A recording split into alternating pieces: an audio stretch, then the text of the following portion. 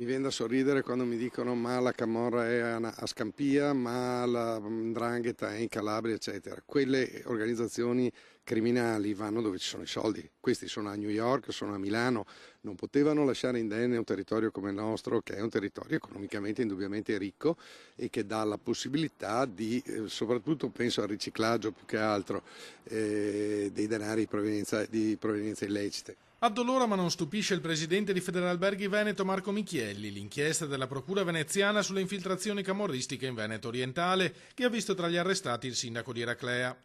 Qui da noi, ricorda, è una storia dalle origini antiche che risale almeno al rapimento Pasti del 1981. Che ci siano interferenze criminali nel nostro mercato è cosa che sappiamo da tempo.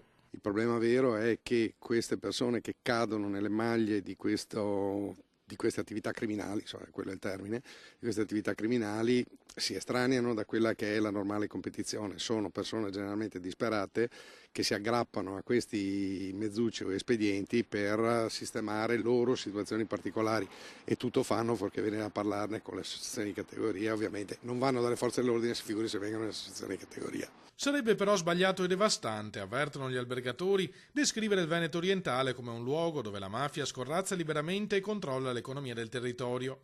Non ne facciamo una questione di immagine, ma di rispetto per la verità. Eraclea non è la Palermo degli anni 70. Teniamo presente che stiamo parlando di un comprensorio di spiagge che sviluppa 30 milioni di presenze turistiche durante l'estate, stiamo parlando di migliaia e migliaia di aziende, stiamo parlando di un'economia non sostanzialmente sana che ha qualche, diciamo, è una bellissima pelle con qualche brufolo.